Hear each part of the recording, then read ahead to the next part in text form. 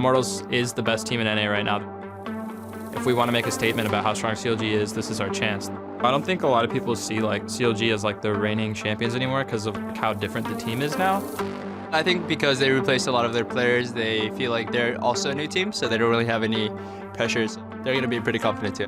In Game 3, though, it's our Spotlight Showdown with Counter Logic Gaming squaring off against the big, bad Immortals. I think Stixay will do really well against Wild Turtle. I think what he brings to the team is just like that raw mechanical skill. When Turtle was on TSM, I didn't think he was actually that good. Since he joined Immortals, he looks a lot better, but I can still beat him. I think I have more trust in my teammates right now, and it really allows me to do really aggressive plays and get away with it. Is low from Immortals, but Moon gets caught out by Rainover and Hootie, and a double kill yet again for Wild Turtle. You've got Pobelter up against his former team, the likes of CLG. I feel like really confident versus Pobelter. Any player, when they're kicked off a team and they're playing against their former teammates, there's a little bit of that rivalry. I still think he's a really good player, and it's going to be a really great match. Yeah, I mean, of course I want to win.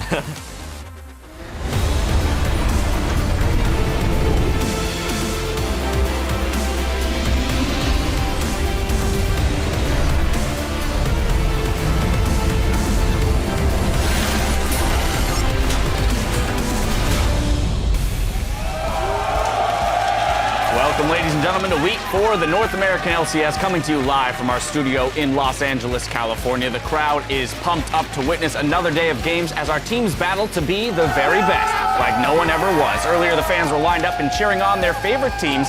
And what about that Nasus cosplay? Shifter and Apollo from Team Dignitas arriving at the studio earlier. They'll be going up against Team Liquid in our first game of the day. There you see them also arriving at the studio. Now we're quickly approaching the halfway point of the season, so every team is fighting for their hardest for positioning as they get ready to head into the back half. Thanks for joining us. I'm James Dash Patterson along with Joshua Jat Leesman per usual. And I want to extend a special welcome to Cloud9's Michael Bunnyfufu Carrillo, along with a new face to the broadcast, Isaac Azael Cummings Bentley. If Azael looks familiar, it's because he has a storied history as a World of Warcraft pro and commentator. And today he joins us from the Riot Balance team to provide some context on the changes in patch 6.2. So gentlemen, both of you, welcome to the desk. Thanks for having me. Now, fun fact. Bunnyfufu and I went to the same high school. Did you know that? You just told me. Why? I just told you. This really relevant information. I know, right? That's different grades. We didn't attend at the same time like because we're that far apart in age. So you never interacted in high school. But we did. No, never. Did you have not like at all. Maybe it's not in the same seat. We definitely shared classes and Okay. teachers. Okay, we'll talk about this Yeah. Anyway, regardless, the LCS will be moving on to patch 6.2 this week. So let's look ahead at some of the changes teams will be adapting to in their games. First up on the docket, new Shen.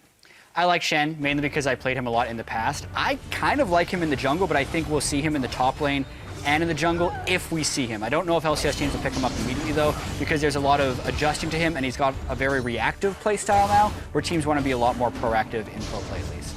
Yeah, I think new Shen needs a lot more gold. Titanic Hydra is almost a must-have. He scales a lot harder, but he also requires that extra gold. He's going to be pretty solid in double jungle situations, though, as his clear's a lot better, so it'll be interesting to see if pro players can use that. And like you said, you need extra gold, and as a support, you don't always get extra gold, so might not see as much play as support. There's a goodbye to support Shen. Yeah, I thought maybe we'd see him as support because on paper it feels like the block zone he puts up for auto attacks would be good, but as Isaac was talking about when he was playtesting a whole bunch, yes, you can block some auto attacks, but you're also useless beside that, so it's still a 1v2 in the bottom lane.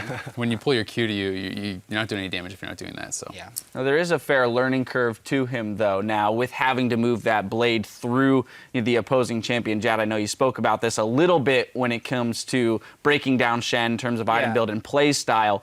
Do you feel like that learning curve might take a little bit longer for him to be able to have a prevalence in pro play and be played at that level? As far as the pros are concerned, I don't think there's going to be much of a learning curve to be like, yo, press your Q before you taunt so that it hits them right as the taunt lands and then get the auto attacks.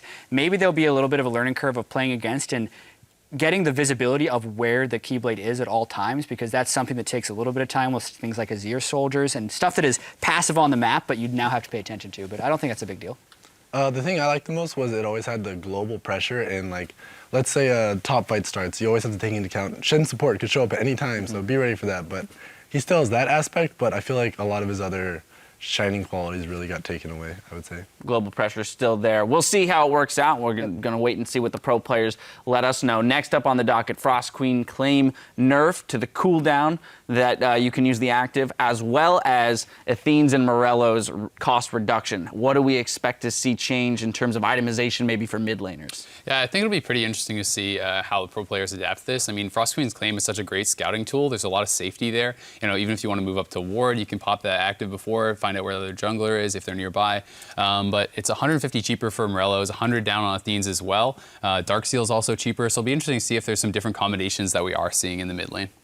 Yeah, I think a lot of times when we'd see Frost Queens or on someone like Lux or something, you would see Frost Queens and Morellonomicon. So even though Frost Queens has kind of gotten a little bit worse, Morellonomicon has gotten better. So definitely more Morellonomicon and Athenes, and still a little bit of Frost Queens, because even though it's on a longer cooldown, the scouting is still absurdly powerful. Yeah, in your experience, having watched pro players and yourself been fiddling around with this patch, do you find that the nerf to the active is enough to kind of pull Frost Queen out of the meta for mid laners as well as supports and sometimes even a top laner? I know Jensen's all over the new items, Morello's, and as for supports, for getting Frost Queens, I feel like the active's still an amazing active. Like you said, you can go ward, just press the active, go into the jungle and be completely safe. So I feel like it's still a great item. Yeah, the benefit of the active outweighing the small nerf to the cooldown there. Next up, Nunu changes. I think we all saw the Reddit, like 2.2 second, ice blast spams. Yeah. But is that enough to pull Nunu into the meta jet? Probably not. I really like jungling a lot of Nunu personally, but whether you're maxing your consume or maxing your ice blast, it's very different play styles. I actually think the max consume Nunu got a lot better. One of the lesser talked about changes on Nunu was the fact that the slow at level 1 is up from 20% to 40%, which is huge if you're maxing consume and trying to be a counter jungling beast. But with junglers like Graves and Elise currently in the game, I don't see a place for a strong counter jungle Nunu. It'd be interesting to see. I mean, with the preseason, there was the introduction of Tracker's Blade, and not having to necessarily buy that sight zone for the early vision makes it a lot safer for Nunu to go for those invades. But we haven't really seen much Nunu jungle since the preseason, so it'll be interesting to see if players with this buff and trackers are able to kind of utilize that. I remember when the topic came up with our team, we were having a discussion, and Hai was like, the damage got nerfed, but Rush was like, but the cooldown, but the damage, but the cooldown. So it was kind of back and forth. Was there a solution arrived at? Was there a conclusion that I don't remember Rush's Nunu being particularly good. Flash ice ball. I remember that. He's got to play aggressive. He's got one play style. It's go in. I love it. All right, well, next up, a few rounds of nerfs. Tahm Kench, Mundo, and Elise. Is there one, in your opinion, Bunny Fufu, that hits harder than the rest? I know the Tahm Kench one is going to definitely hit top lane pretty hard. As for support, he kind of fell off like right after Worlds, I would say. But honestly, like no other champ does what Tahm does. So in the future, we might see him come back as the meta changes, but that's all I can think of right now. So the relevance of his kit might keep him in the meta. However, it is a significant nerf. I mean, we're looking at, reduction to his just overall bullying and lane on top of his scaling, right? Yeah, I mean, I think a lot of matchups we've been seeing lately, we've seen a lot of TK versus Fiora, and that's where it's something where the scaling comes in a lot. Like 2% less HP damage for his ultimate passive. When you get to the late game, it's actually going to matter quite a bit against a champion like Fiora, where Tahm Kench is already kind of struggling. And as far as early game, I mean, the stacks lasting 2 seconds less does kind of limit your opportunities to get those Ws off offensively, and people can kind of play around that a bit more.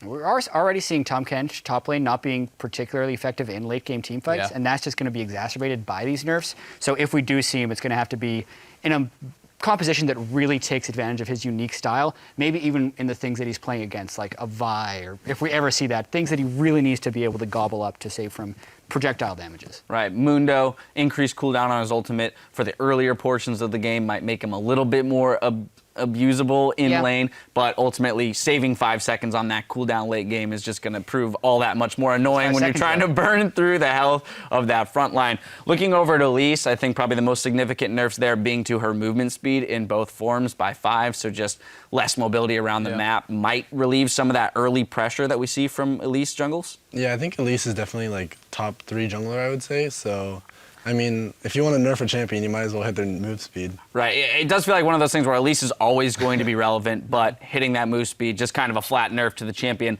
With these changes in mind, though, let's take a look at the current state of the league. We saw a lot of fast games last week and a lot of inconsistency among specific teams' performances. TSM, kind of want to put the spotlight on them for a moment. They had a very solid win against Cloud9, but then lost to Energy with that Zillion composition for GBM along with the Poppy from Impact. Yeah, I mean, they've had a lot of up and downs. You know, we know that they have the star power, they have the individual talent to succeed, but they just haven't been able to string together the wins yet. I mean, they've been 1-1 every week. They have moments of brilliance and moments where they kind of look like, they still have some things to work out. Yeah, opinion on TSM as, I mean, most teams probably would have been thrown. I don't know how you guys would have dealt with that Zillion mid. Is it kind of one of those situations where you're willing to be more forgivable with the team's performance, given that they couldn't have predicted a Zillion Poppy comp to come at them? Yeah, like if you've never played it in scrims, you're not really expecting anything, and we've kind of messed with it in the past a little bit, so we kind of had an idea of what they were going to do.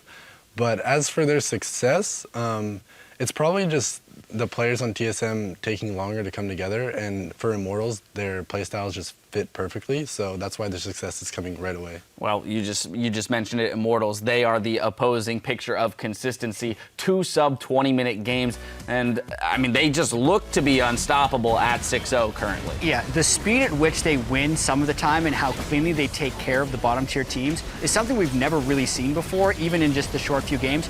But I also think it's a little bit premature to talk about an undefeated season because they've had 2 very close games already in their first 6. They came about against Energy, could have swung either way if those initiations would have gone awry early because they were getting poked down very hard. And the game against TSM was very back and forth. So they are currently undefeated, but they're only 1/3 of the way through, and it'll be very hard to make an undefeated run. Yeah, and I mean, they are a new team, but Huni and Rainover coming over from having, you know, that undefeated regular season with Fnatic, I think they bring like a very cohesive core to the team, and I think that's something that the rest of the team can kind of play around. Like I said, I think the main thing is just their playstyles is like aggressive winning lanes in all 3 lanes. Put that on top of a really good aggressive jungler, it's just going to turn into pre-20-minute games, I guess. Yeah, it always feels good when all 3 of your lanes are winning as a jungler. That you feel empowered to do whatever it is. Yeah, you always look good as a jungler. Yeah, it's like, it's because of me. It's because of me, I promise. Well, with that news, let's see how the teams are faring in the standings. You should know who's in first place by now. It's Immortals with 6 straight wins. Tied for second place, though, we've got Counterlogic Gaming and Energy Esports. In the middle of the pack, there are 4 teams tied for 4th. How convenient. And at the bottom of the ladder, Team Dignitas is sitting 1 win ahead of 9th place Renegades and Echo Fox. Now, Liquid and TSM, or rather, Liquid and Team Dignitas will have first dibs on another win in our first match of the day, followed by Cloud9 versus Renegades. Closing out the day, we have Energy Esports taking on Team Impulse just after TSM versus Echo Fox. And in our third game of the day, former teammates Huhi and Pobelter will face off for our match of the week, Counterlogic Gaming versus Immortals. And this is where I come back to you and your point about the undefeated season, Jad. If we were to look at teams that have the capability of taking down Immortals at this stage of the season, CLG would be one of the ones we'd look to. Totally. Last week, Immortals had a fairly easy run playing against Renegades and Echo Fox. This week, they're going to be tested, obviously, with CLG and Liquid. So the grudge match makes it even more interesting. They're trying to stay undefeated. Huni and Rainover trying to keep their undefeated streak in regular season games alive. And I want to see Huhi versus Pobelter because that is the guy. Huhi's the whole reason Pobelter's even on Immortals instead of CLG. Yeah, Bunny, how does CLG, what is their biggest advantage in this game to come away with a victory against Immortals? They're probably going to take the energy strat versus TSM, which would be hit them with the surprise. Because I think the biggest thing is, like people said in the past, the hardest thing to do is stay on top because everyone's nitpicking at your strategies and looking at you the most. So for them, it's just going to be, I think they'll dominate for a few more weeks, but maybe it'll change down the line. All eyes on Immortals. We'll see. Teams are planning and scheming to take them down. CLG might be the first to do it. Changing gears for just a minute, we're excited to announce the venue for our upcoming 2016 Spring Finals.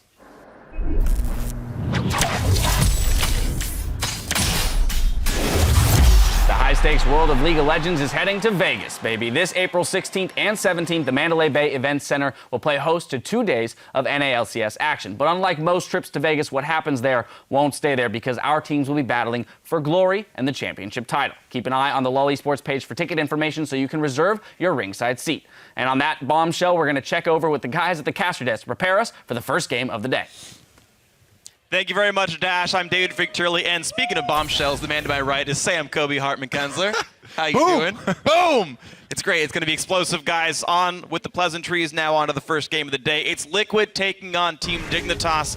And this one I think is very interesting because Liquid had started this year off 0-3. They looked pretty terrible, but they've won 3 straight now, and they're on the way back up. Yeah, these guys are actually pretty close in the standings. Team Liquid, though, you know, they did have that great game against Energy on Saturday, and it was in part due to the strong performances of Matt and Lorlo, 2 of the new guys. But in Game 2 of last week, Matt had his Bard banned, and he struggled with the Morgana. You know, to the team's credit, though, they were able to overcome their early game errors, and last week they were able to finish with their first 2-0 weekend. Something that I did notice, though, was this pattern that they had last weekend. You know, very pick and poke oriented compositions. Phoenix was on Lux both games, and Matt on a pick support both of those games, where they both ran Frost Queen's claim. So as they talked about on the desk, you know, with a 6.2 slight nerf to Frost Queens, maybe they'll have to wait a little longer, or maybe they'll opt to go with a different strategy today. Well, we'll see what the Liquid looks like today. But meanwhile, we've got Team Dignitas as their opponents, and these guys have honestly just been all struggle right here. A lot of losses in a row for them. Yeah, Team Dignitas, they are at 2-4 right now, so that doesn't look that good, but they have looked good in some of their losses. I mean, they found some of consistency in the top lane. Billy Boss is a permanent fixture for the team now, and he actually showed one of his best performances in the LCS against Cloud9. Even though they did end up losing, there may be some light at the end of the tunnel for these guys. You know, with some tweaks, I think that they could move up the standings. And we'll see if they can do that. It's still going to be a close game, we think. But before we move into Champions League, let's hear from Matt about the challenges of playing League from the Aloha State. Been playing League for a while, so that would make me maybe 2 3/4 of a year. I played on Hawaiian Ping. Yeah, I mean, I got to Challenger with like my Walmart computer. It was like 30 FPS at best. Like it would go down to like 7 FPS in team fights. It was pretty lame, but yeah. I had my 7 FPS, 100 ping, and yeah, I got to Challenger.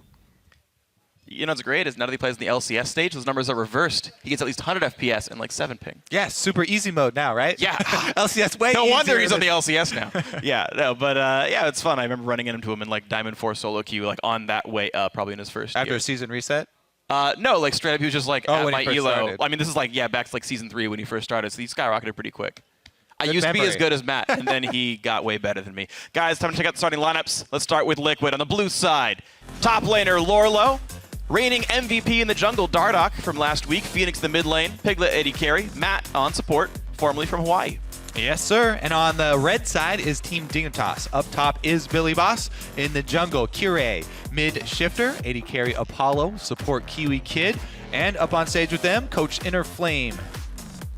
All right, so we do have all 10 players in the game, as the analyst desk said just a little bit ago. We are in patch 6.2 for this one. So this is the patch that all you guys are playing on live. Graves is still insane. Kindred is back in the mix. Shen is turned on as well. So this will change, or you know, maybe someone's going to stay the same with like Graves. Pick and ban trends will be somewhat I think shaped. the biggest change is just going to be that Kindred is enabled now. You know, the nerfs and buffs are kind of slight this patch. But adding another jungler that is as powerful as Kindred, especially in the early game, definitely going to see her pretty soon. And look at that already, as you can see. Well, you can sort of see. Well, so we actually have different feeds here. We're actually looking at a crowd camera like on our desk, so it's hard for us to look. But if we look forward, there's actually the pick and bans there. But yeah, the 2 junglers that Kire's played to limited success, Elise and Kindred already off the table there. He's got to kind of play with the rest of them. Fior also off the table from Billy Boss. Meanwhile, Rise, Gangplank, pretty standard stuff. Yeah, looks like Rek'Sai is going to rise in priority during this pick ban phase. We'll see if they want to expend actually a first pick on it, but there are so many things left up when you do kind of target like this. And right away, the hover is Nidalee and taken away already for Dardoch there. This was something that he was so very good at back in the Challenger scene. And he's already got himself Nidalee. And this is going to be a very strong champion with already so many bans, but it does leave Graves open. The fact that Graves and Poppy still not being looked at surprises me really greatly. Yeah, and they actually don't even lock it in on the side of Dignitas on their first round either here, opting to get Kiwi Kid, his famed Alistar, and the Lulu, which could either go to either solo lane, but I feel like it's going to go to Shifter this time around. I'm honestly just incredibly surprised by the lack of seeing Graves right now in Champions Select. He's been such a high priority pick for so long, but Right now, no one seems to care so far. Caitlyn picked up once again for Piglet. We've seen some good Caitlyn performances throughout the week, most notably Reckless. Yeah. Crushing on it. And it also is following in that same pattern that I was looking at from last week, where Team Liquid are going pretty long range here. They have definitely the possibility of going with poke again. And they can easily pick up a mid laner and support to complement that. Still build 2 Frost Queens and go for pick as well. Meanwhile, Dignitas, when you're looking at that, you always want some hard engage. They already have the Alistar, and here comes the Graves you're looking for. And here comes the Marksman right now. So, yeah, how about a big front line speeding into a cow? Maybe right into the kisser. Riv could be a shell shock for this one, but then Graves and Lucian for the damage from the back line. And now a flex pick for top and mid is left for them as they looked around at their composition. Don't worry. Hey, they haven't locked it in. Everybody's going that crazy. hovers vein every single game. Yeah, exactly. I'm pretty sure he's playing Caitlyn already. Can I pick this? But meanwhile, on Team Dignitas, things they've actually locked in. Lucian plus Lulu has had so much success. Not even just this season, but going back last season as well. So Graves for the early game. Lucian buffed up by Lulu here. Even provides a decent late game. It is going to put a lot of pressure on Kiwi Kid to land some combos because he is the real playmaker. Everybody else is kind of follow-up damage. Yeah. And if they want to make a move on this Team Liquid lineup, it's going to have to come really from Kiwi Kid, it looks like. You contrast that to the Liquid lineup, though, and they've got multiple playmakers here. They've got that Bard back on the roster here for Matt, but also this Lysandra that's going to go to what looks like Phoenix in the mid lane, so multiple ways to go in. And now it's Nidalee, and Caitlyn is the long-range damage, and then other people are the ones going in. Yeah, interesting here. They actually moved Phoenix over to Initiation Champion. We'll see if he can pull that off. As you said, he can combo with Lorlo pretty easily, but Matt is going to get his Bard, and that has been huge for Team Liquid. Matt has had very, very strong Bard games, especially in comparison to the other supports that he has played. Yeah, 2/3 of all the Bard wins so far this split in NA are specifically from Matt right here. He's 2-0 in the champion. Could make it 3 here against Team Dignitas as they've locked in the last champion. A Trundle for the top lane up against Poppy, so 2 tanky people brawling it out up there in that lane. Lorlo versus Billy Boss, 2 of the rookie top laners this year in the North American LCS. And as the lineups are locked in, Kiwi will be playing Graves jungle. No surprise there. Shifter on the Lulu. The lineups are all cemented here. So Team Liquid playing something a little bit similar. Looking for ways to go in, looking for people to pick off. Team Dignitas hope that Graves jungle will be what's going to work for Kirei. Yeah, Team Liquid, they still have a lot of options as far as picking people off, like you said. So we'll see if they can control the vision to do that. All right, well, guys at home, as always, you're part of the show. Send your Twitter votes in for who's going to win this game. Hashtag TLWin or hashtag DIGWin to @LOL Esports. And we are going to get ourselves into the first game of week 4. And these teams could start differentiating themselves. Team Liquid could have a winning record for the first time all year. And Team Dignitas could stop the slide. Here we go, into the game. Yeah, Team Dignitas, they could tie up with Team Liquid, right? Very close in the standings right now, these two guys. 3-3 versus 2-4. And as we know, it's going to be a battle of who can shape up in time for playoffs. Top 6 is the important part there. Everybody fanning out for defensive wards here, it looks like, for the first steps of the game. Lulu Laugh, definitely still one of the best. Goes on really long. I don't know. You ever run on those guys in dynamic queue where they just spam laugh the entire laning phase? Yes, sir. That's when you call your support over who has the spell thieves to try and get some free gold. Start off the game. Yeah, just write +27 in chat if I ever get that. Okay, so since everybody got the defensive wards up, this is going to be a blind lane swap from Team Dignitas, it looks like. And it will not be matched. So we'll have opposite starts here for both teams. But they are actually both starting on their weak side jungle. And that should actually come out even. Yeah, it should be totally fine. There's enough defensive wards that can spot the attempted invades. And we're definitely not seeing the supports try to invade for that. Instead, they're more likely to leash Krugs for their AD carry. So, yeah, completely the same starts for both these sides. Yeah. Absolutely. And both of these junglers have a very easy time of clearing the jungle. So shouldn't be a problem for either of them, even though Kirei does not get a leash. He's Graves. It's actually kind of funny that they target ban him with both Elise and Kindred, but then give over Graves, who's so strong right now. Yeah. And Kirei will feel very comfortable on that champion. He's played a lot of it, whenever it's not banned, obviously, for solo queue. It's kind of hard to grab him. Sure. With Team Liquid, though, not even grabbing it in the first 3 picks, they seem to not really care about that and figure they have something in store for beating that champion. We saw both top laners walk into the lane to try to grab some XP before being pushed out by the enemy duo lane, so the mirror actually continues here. Both these teams really playing the same League of Legends at the beginning of this game. Yeah. Lorlo not able to get that minion, is a little bit, tiny bit behind Billy Boss, who was able to grab 3, but Lorlo's going to come grab some small wolf experience and gold. And you can see they're giving over the small camps to the top laner because, there's no penalty for that. But the jungler should always take the large one. Yep. Because you do get that bonus experience off of your jungle item. And that way you get the maximum experience income for your team as a whole. Now both top laners mirrored. Very good mirror here from both teams. They're just going with the standard play.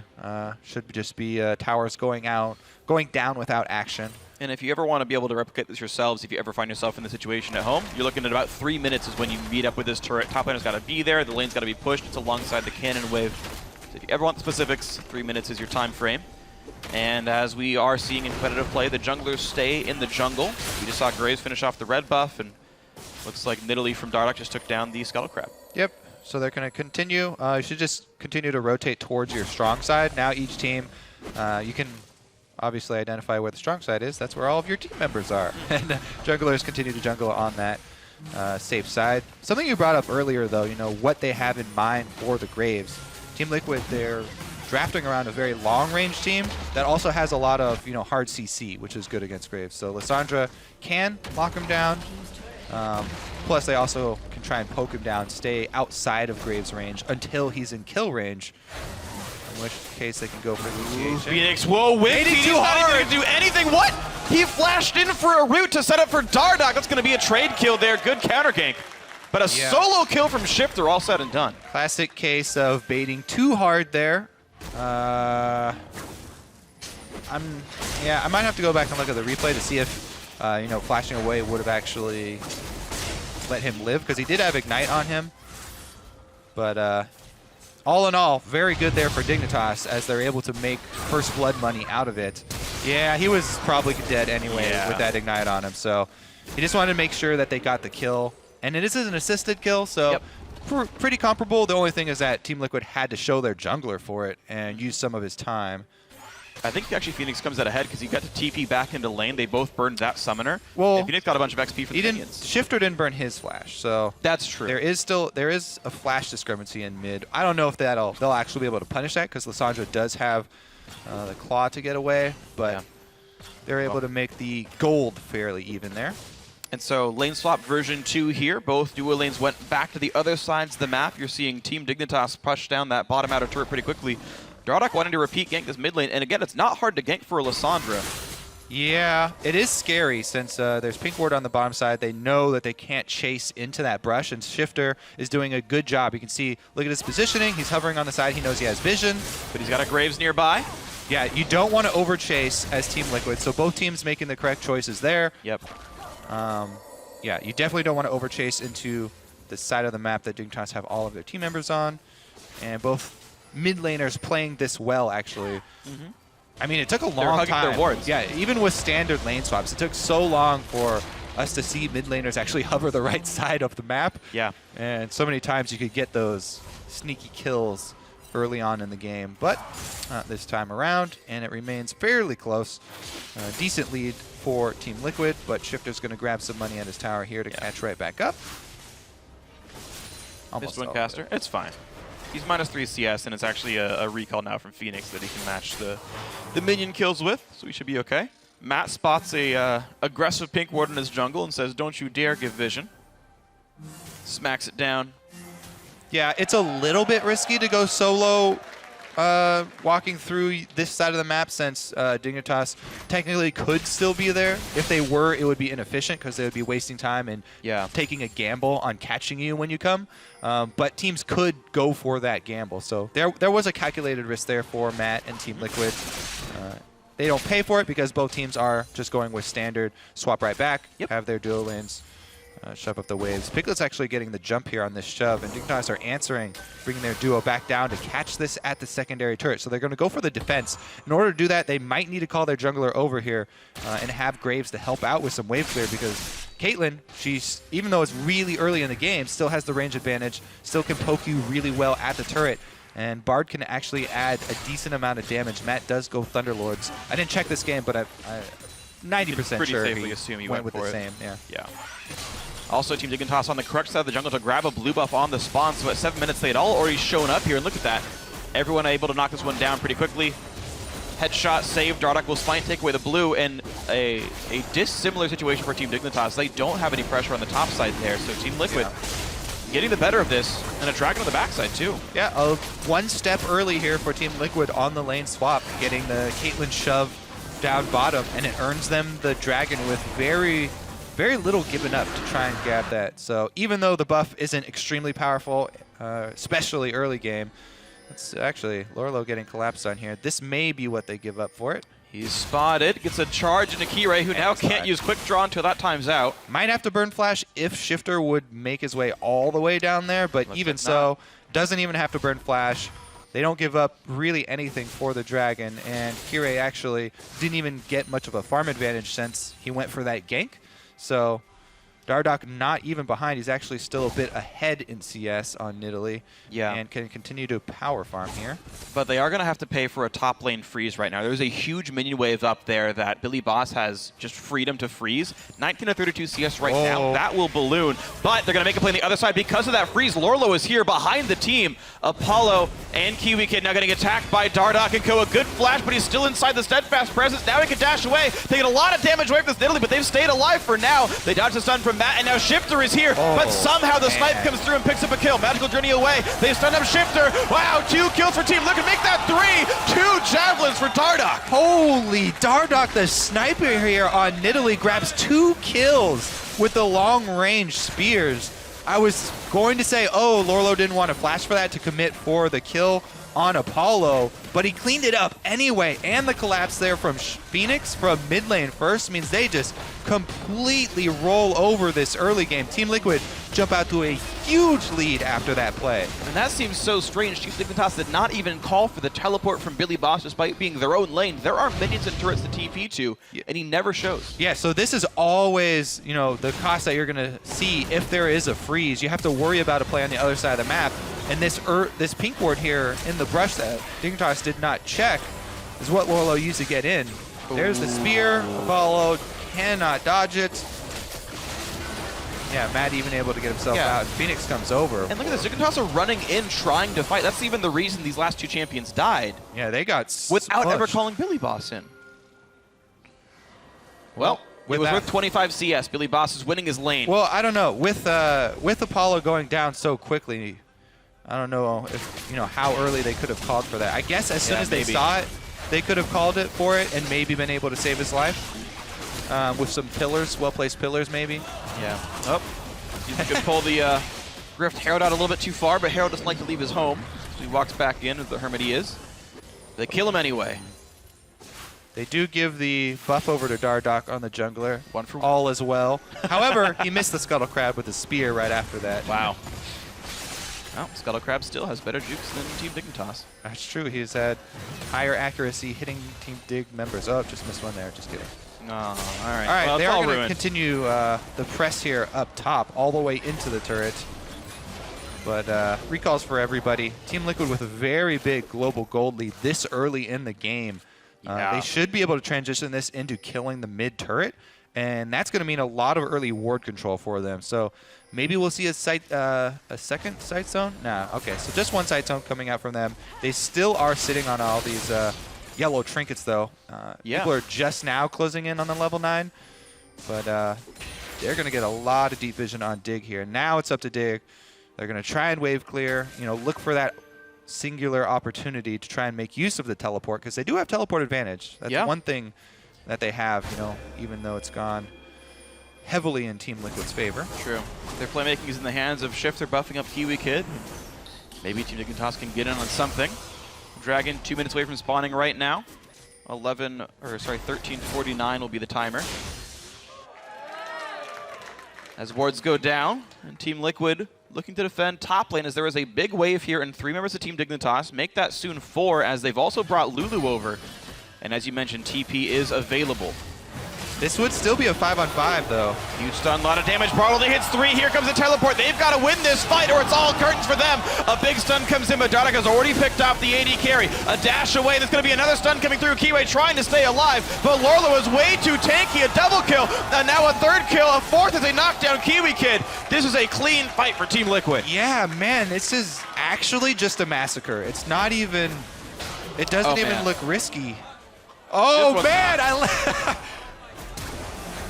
I actually like He's gonna get it? I actually like the taunt there from Dardak rolling over on Nidalee mid-chase. But yeah, and that just kind of speaks to, it doesn't even feel risky. It doesn't even feel like this is a tough game there. You know, using the teleport, what you want to use is try and get a numbers advantage. That was teleporting into a 5-on-5. So you don't even really gain anything with that teleport. And Dignitas try and fight that, but man, that was such a clean fight there from Team Liquid. It looks so relaxed. Absolutely. Matt was able to delay the engage there by a well-placed Bard ultimate, and Lorlo didn't have to do any unnecessary tanking. He was going to have to take maybe 2 seconds of DPS from 3 members to tank for the rest of Team Liquid to get there, but because of the invulnerability from the Tempered Fate here from Matt, he ends up full life when he comes out. So right now they just want to buy a little bit of time. Lorlo uses his ultimate to buy time. They're able to chain right off of the Poppy ultimate there as well. And then even though Matt misses the binding right there, a little bit off kilter, man, with Phoenix coming in and the AoE, then the magical journey to follow it up. Yeah. Yeah, Team Liquid firing on all cylinders, really. Even the prep for that fight was so good. You mentioned the TP advantage. No one was bot lane. Exactly. All of Team Liquid were like, oh, Eternal's bot. We've seen this play before. They're going to push top, and everyone was there. Yeah, it wasn't even really an advantage. Good tiny sidestep right there, but that is not going to save your life. And Team Liquid are getting better and better every week. Every game, really. Well, except for last week when they had started out with a great game and then it's okay. And then struggled a little bit. But man, yeah, this is going to continue their streak, it looks like. Yeah. 0-3, maybe 4 in a row here. I mean, this is a huge lead. 9 kills to 1, 6,000 gold up at 14 minutes. That's a pretty good one here. It's crazy how bringing in Matt and Dardak just completely changed the face of this team. Yeah. The shot calling duo from the Challenger squad, Team Liquid Academy. Yep. They're also the playmaking duo. Largely, yeah. They're the only guys with with 8 out of 9 kill participation on the team. They are doing most of the heavy lifting here. I mean, yeah, the early game here was really, the giant lead did come from those spears that Dardak was able to land. Yeah. As well as a coordination. You know, everybody collapsing there. Team Dignitas trying to hold on. See if Shifter can do some wave clear. Yeah, they're going to need some really strong grip strength here. Maybe the Rock Climbers holding on is going to be hard here. Team Liquid pushing in for top lane tier 2. They've already got 4 turrets. To the 2 of Team Dignitas. Make that 5 turrets now, and the stun on to Kiwi Kid, staying probably longer than he needed to. Pop's able to run away, but he still lost a ton of health for this one. Man. A great bind from Matt into the Javelin, into the near kill on Shifter. That bind onto the 2 backline carries just perfect. They're chunked out, so even though they don't get a kill off of it, they get so much tower damage because mid and AD carry have to fountain. Jeez. Well, they're going to look for a little bit more here as the next wave comes in about 15 seconds. This is like an Immortals level yeah. of domination here from Team Liquid in this game so far. And they got measured advantages. They say, you know what, we've cleared the wave, they've all healed back up. We don't need to keep playing the Siege game. There's more that we could do for this game. And I actually like their focus on Rift Herald. This is something I take a lot in solo queue, and I think more people should try and take it in solo queue. Something people don't value is it actually does give global gold. It's only 50 per champion, yeah, but still, that's 250 gold for your team, you know, plus this buff, which is actually quite strong. for the individual member you can put it on. If you can put it on an assassin, you know, make some plays there, or the jungler to just increase his gold income by increasing the clear speed. Yeah. The gold value is roughly half a kill worth. If a kill is 450 gold with kill and assist. And it's a lot easier to take now, you know, with the nerfs to the damage. Yeah. As long as you have 2 people and you can get the true damage from attacking them in the eyeball. Totally agree. Here's a did you know that I'm actually pretty confident on. If your team kills Rift Herald and the enemy team comes in, they can't steal your sigil. It'll stay on the ground until a teammate of yours comes to pick it up. I'm pretty sure. I feel like I've stolen it before. Okay, maybe I'm actually wrong. I don't know. This was the last Rift Herald did you know you had was wrong. That was actually wrong. And I have a feeling that this one's wrong too. I just need to stop. We'll have to get somebody to check that because I feel like you're 0 for 2, Freak. Okay. On Rift Herald did you know? I have an actual good Rift Herald did you know that please. I know is true. Okay, Kobe. Did you know that Rift Herald is actually a scuttle crab that was transformed into the Rift Herald due to the barren power that emanated from his pit? That's just lore-based, and I know it's true because I've read it off of This is the only lore thing you've ever known. Yeah, true. So he's actually just a scuttle crab. Easy to take, right? Yeah, I mean, with how much he dodges skill shots, you'd think he's the Ninja Turtle of scuttle crabs. Which one would he be? Donatello, because he's purple. Oh, nice. Hey. Did you know Donatello's purple? Yes, sir. All right, well, let's get back to this game because it's really a crushing, looking like a crushing defeat here for Team Dignitas. They're trying to hold up in the base. They have been able to hold on to inhibitor turrets, but man, the siege is actually so strong from Team Liquid just because of the comp that they drafted in the first place. When they get so far ahead with a Nidalee with all of the kills, those spears at your turret, if one of them lands on them. Oh, well, that blind's going to land, and they don't go in, but they chunk the entire team to half HP, or at least 2 members down. Mid lane 2-2 has gone 6 turrets. Again, you get this huge chunk, you get the objective. Guaranteed, especially with the Caitlyn traps lining the turret right here, so they don't really have to commit. Lorlo's getting plenty of farm on the bottom side, and they're waiting for him to push up. It's just, they're pretty much just doing house cleaning right now for Team Liquid. Yeah, really excellent picking up gold across the map. Well, Coach Loco Doku been working with the team for a few months now.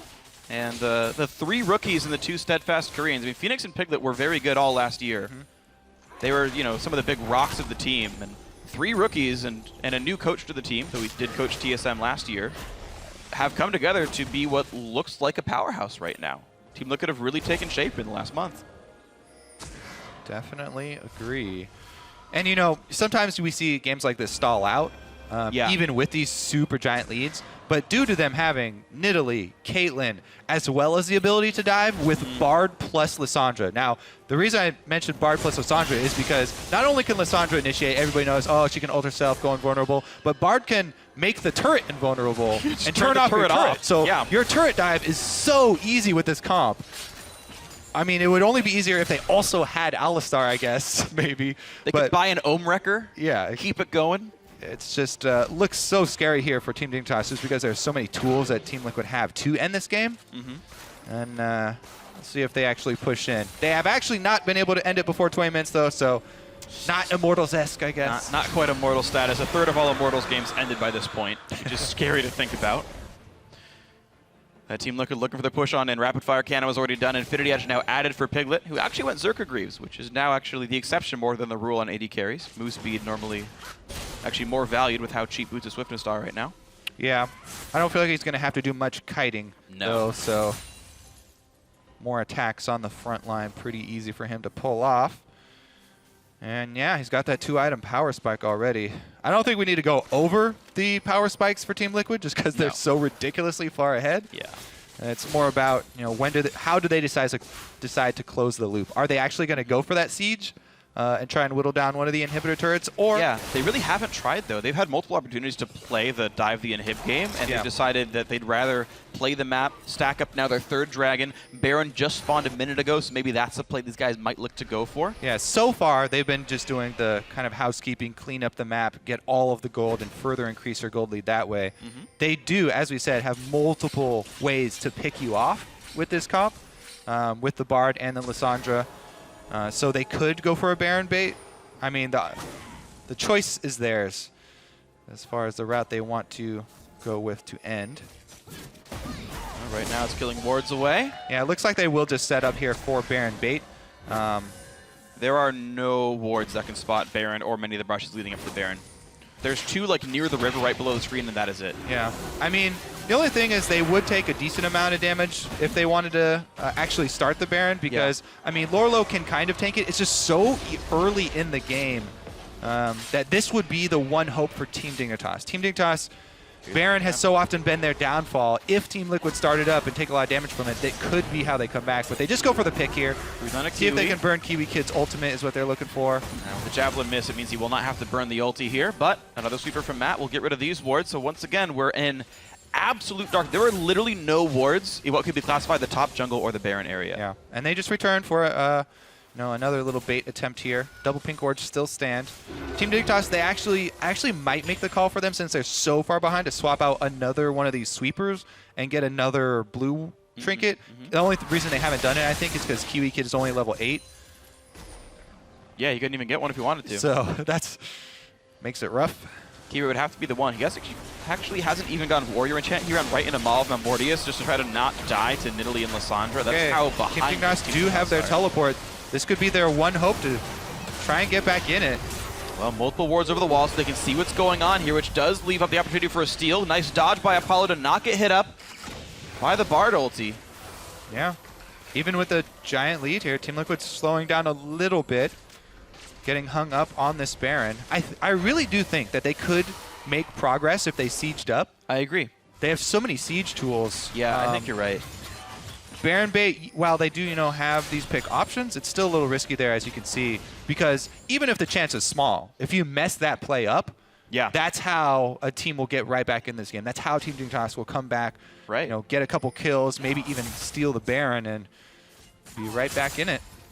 All right, how long will it take for Team Liquid to stall out? Because a 10,000 gold lead slowly starts to mean less as time goes on. Of course, it's still a very large lead, but as Team Dignitas stack up, they can maybe start catching up for fights. Another blue buff steal. Team Liquid pretty much just absorbing the jungle. And this time around, they've actually got a flank on Billy Boss. He is going to have to go on a long run here. Blue Trinket spots him. They know exactly where Trundle is and where he's heading, up toward the mid lane. Piglet's coming to head off as well. He's actually kind of getting out. He's flashing. Matt and Phoenix are around. Q's not going to hit just yet. There's the ulti. That's going to let the team stack up. And Team Dignitas have to let Billy Boss die. Culling barely even breaks Lorlo's shield. Actually doesn't even do that. Yeah. Almost made the great escape. Now that they have the kill, they can go try and force it at Baron once again. I mean, I think they're going to do actually the split as well. Remember that Billy still has teleport, though, and this is so early in the game that the death timer's not that long. So they don't force quickly, then the Billy will be right back up. And Team Dignitas just fighting to get their wards up as best they can. I think actually Kirei should swap his red smite for a tracker's knife as well, since they need the wards so desperately. It would only cost him like 200 gold to switch what kind of smite he's got. Only 200 gold when you're so far behind is hard to part with. Yeah, I suppose you're right about that, but it's going to be the attempt for Baron right away. No stopping it. Team Dignitas afraid enough of the fog of war, and now in comes the team. Liquid gets the root onto Kiwi Kid. Nice knock up, nice push around on his Phoenix, but he's just too durable. There's no damage to be dealt. Now a flash from Kiwi, but the ulti's going to end in a second. Another javelin hits the backside. Phoenix going in once again. Kiwi lives. Yep, 0-for-0, but Baron picked up. Team Liquid can recall, heal up, and play the siege game. All right, so talked about the siege tools that they do have. Now they're going to be buffed up by Baron. Is there anybody working towards a banner? Not really. Not going to be that big of a deal. Well, we're 40 seconds away from Dragon number 4 right now. We don't have timers inclined, unfortunately, due to a bug, but I'm just tracking those in Spectator. But Dragon's up in a second, literally 30 to be exact. I didn't even notice how diligent Team Liquid were with their Dragon stacking. Yeah, it's been like 30 seconds down every time. This is one of the quickest Dragon stacking games that we've actually seen, too. Yeah. It took them about 5 minutes to make this whole Baron thing work. They started playing the bait around 20 minutes. They finally made it work out. They picked up 1 kill and took a bunch of jungle camps in the meantime. Yeah, Dragons have been stacking just with impunity, and Team Dignitas know to not even try to stop that. And the gold lead actually has been growing. It's up to 12K now. A lot of that being, of course, the Baron pickup, as they just mostly trade farm back and forth. A lot of the gold's been going to Apollo, if anyone's going to sort of dig them out of this hole. Pun not intended. It will be Apollo. Really? Not intended? You expect people to ever believe that it's not intended? Because using dig as the pun is just... You paused before you finished this. Because I said it and realized what I had said because I'm that quick. You know, I'm so smart. I realized it was a pun. All right. Well, tell me this, Freak. Yes. When are they going to take the first inhibitor? What time? 27-28. All right. 27-28. Counting down. I'm going to be wrong. The spears come in. Will Dardock land one? He's looking for the full range on Apollo. The Caitlyn traps, look at this. You can't even walk in here. And Piglet is getting occasional autos. Of course, red buff does true damage, so it breaks through backdoor bonus. The cannon minion, slow but steady. Here we go. Pushing in. Turret's going to go down. Team Dignitas, will they give up the inhib? Looks like they're going to have to. Oh, looks like Matt puts the ulti. They're not quite going for the dive. And 5 seconds off. I get that one. What? Oh, come on. No margin of error. Plus or minus 5 seconds? That's crap. Team Liquid going to rotate towards mid. Double or nothing, Freak. Inhib number 2. Margin of error? Fine, 28-12. All right, here the Baron buff is actually should last this whole siege as well for them. It's about to run out, but they can take it down so quickly. All right, Colin comes across. We'll get a couple of minions down. I take back the bet because Kiwi Kid goes in and tanks up as much damage as he can. But there's the dive in towards Shifter. Got him down the half. Phoenix taking up, pops the Zonias. Kiwi Kid ulti has gone. It's a split fight here, and Apollo has already picked up 1 kill. 28 minutes in, Piglet getting some damage. Billy Boss knocked around as well, trying to tank up against Lorlo, who's in a bit of a 1v2. The team coming around. Javelin won't quite land out of a champion, but they are chasing Team Dignitas out of the base. The push in, Billy Boss will go down, and Kiwi Kid forced to run. Lorlo's still going for this kill. The rest of the team, though, is inside the mid lane. There's the stun. There's the pickup. Kiwi Kid is gone. Dardock is godlike. He's got him. Just checking all the corpses. 28-24 was the inhibitor going down. I was off by 12, sadly, but it's still Team Liquid absolutely crushing it. Double inhib down before 30 minutes. 7-0-4 for Dardock on Nidalee. They first picked the champion for him. You can see why. And 12 out of 13 kill participation for Matt on this Bard. He will be 3-0 on this champion at the end of the day, it looks like. Yeah, it was... Start talking about target bans. 2 main plays, really, that dictated the entire game. First, right out of the lane swap, that bottom lane collapse from Team Liquid got them such a big mid-game lead. And easily able to transition that. All right, so trap's all set up. Makes it hard for Kiwi Kid to make his play. That's what Team Dignitas were looking for. As he said, you know, it all relies on Kiwi Kid making some miraculous play, but they're so far behind. They can just run straight past the turret. And we know how this chase ends. Orlo gonna keep it up here. He goes for the flash charge into this wall, but a little bit short, doesn't even matter. Gets the ice port and slow, it's good enough. Easily able to chase him down. Another BF sword and a static shift added for Piglet, so he's really just gonna stack the Energize, which is actually quite nice. It gives him yeah, you don't get it on the same attack anymore, but you do get it on your second one, so you can still make use of them both. Push back and around. Looks like Billy Boss is around in the wings, taking plenty of damage right here. Dardock's got to pop the Zonias to stay alive, but they've already picked off Kiwi Kid. He goes down without even ulting, and now to the back line they go. Plenty of damage dealt off. Shifter and Kira going to be so easily picked off now as well. There's the leap. There's the kill. Dardock wants Billy Boss. Wow, just crushes everybody. Oh my, Dardock gonna get another He's gonna one! Make it 3, 18-1. It only took 30 minutes. Who's got Dardock in fantasy? 10-0-6 Nidalee. Wow. Team Dignitas only got 2 turrets thanks to a lane swap and 1 kill from Shifter's first blood. That was it. No assists on the team, no dragons, no barons, no chance. Team Liquid crushed it. Very convincing win there from Team Liquid. Strong early game. And yeah, Matt able to add another Bard win to his resume. Very impressive stuff here. Team Liquid up to 4-3. Depending on how the day shapes up, they could actually end up, I believe, in a tie for second. There's a bunch of 4-2 teams that I think can all lose. I haven't looked at the schedule that closely, but certainly these guys are now within knocking distance of a podium position in the regular season. Yep.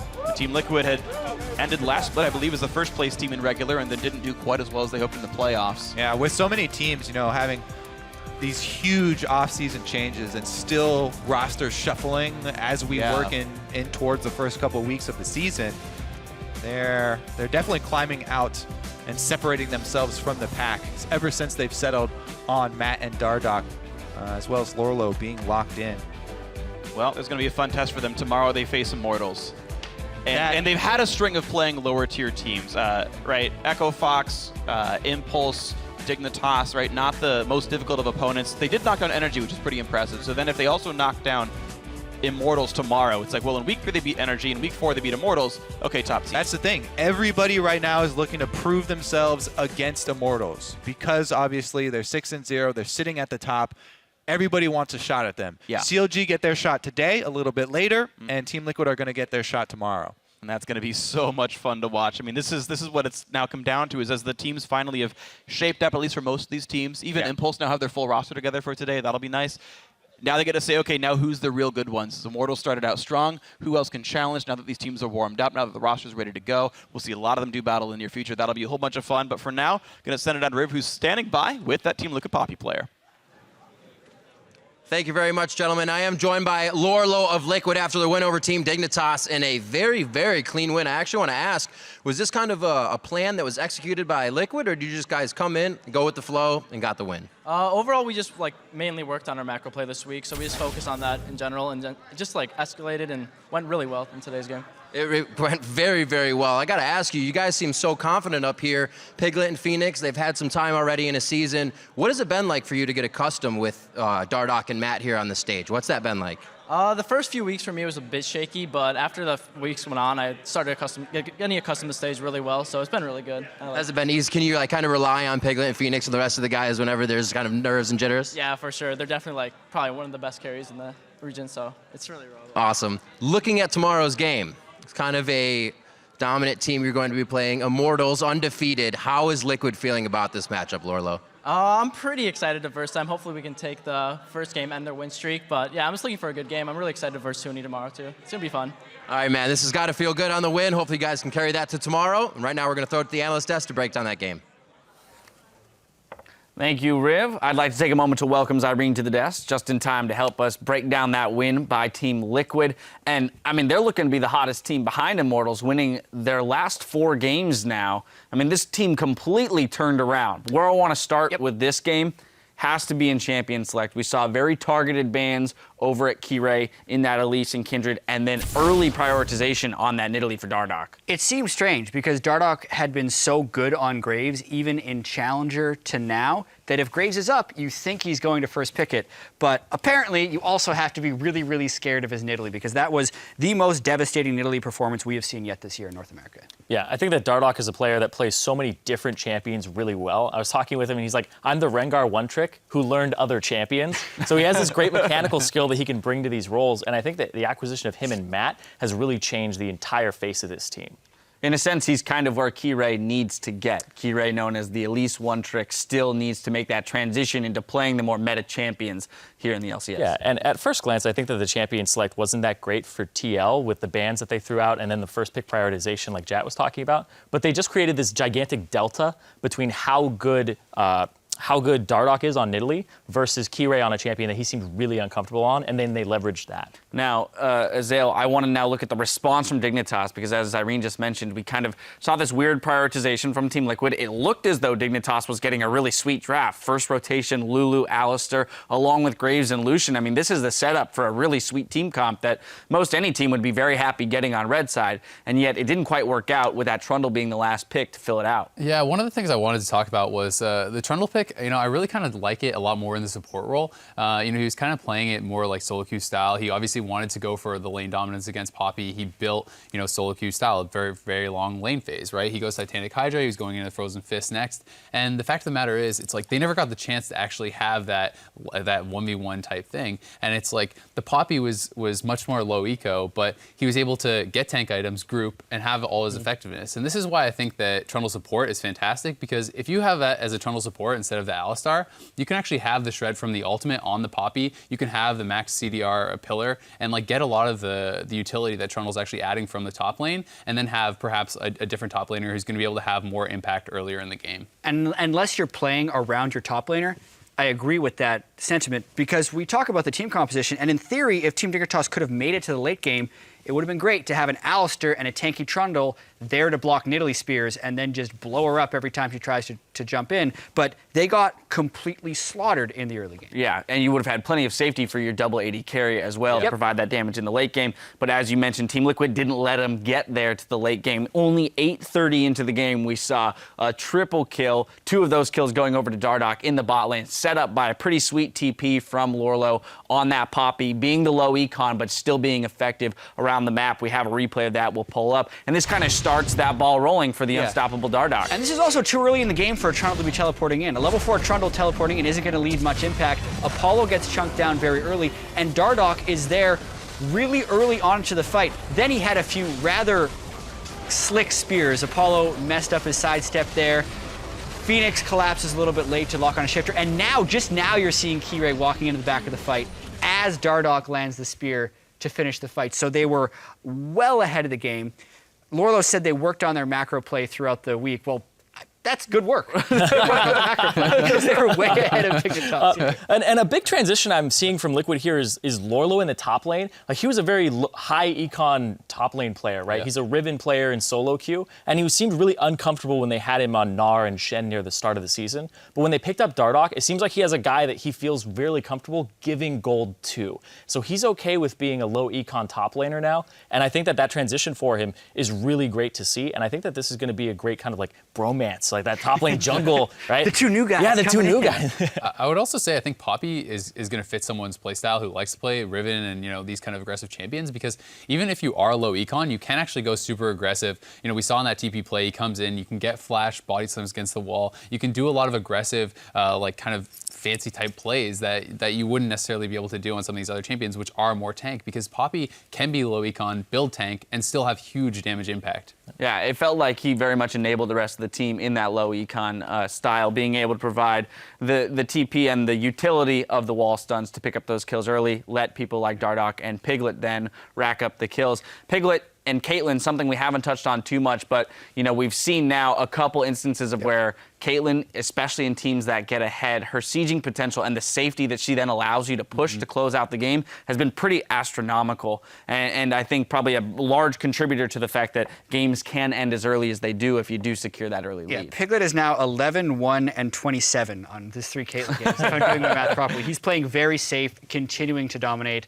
the lane phase, and things are looking way up for Team Liquid, which is crazy after their 0-3 start and then being down 11 kills to 0 against Echo Fox's sub squad. Right. I'd also say even in the games where TL as a team didn't look so good, Piglet was actually looking great. And I mean, you know, you're talking about like how much he's contributing. He doesn't actually have a ton of kills in these games, but he's putting out high amounts of damage. He's playing very safe. And even though he may have more assists and kills and stuff, it's like, it doesn't really matter. He's taking out turrets, he's rotating well, and he's team fighting extremely well. So Piglet has been like, you know, a really big linchpin for TL for me this season. And he's not tilting. And he's not tilting. Staying relevant, doing what he needs to do. Team Liquid 4-0 after their 0-3 start, doing quite well. Stick around for our next game as Cloud9 tries to take a slice of second place against Renegades. Don't go anywhere. We'll be right back.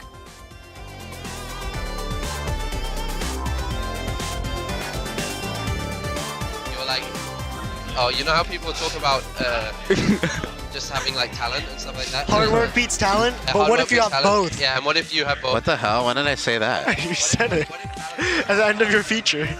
Yeah. That's so weird. Somehow the snipe comes through and picks up a kill. Magical Journey away. They stun up Shifter. Wow, 2 kills for Team Liquid. Make that 3. 2 javelins for Dardoch. A dash away. There's going to be another stun coming through. Kiwi trying to stay alive, but Lorlo is way too tanky. A double kill, and now a 3rd kill. A 4th as they knock down Kiwi Kid. One assist, Sam. Or a kill, dude. Either's fine. Working on. Thanks, babe. Shifter and Kira going to be so easily picked off now as well. There's the leap, there's the kill. Dardoch wants Billy Boss. Wow, just crushes everybody.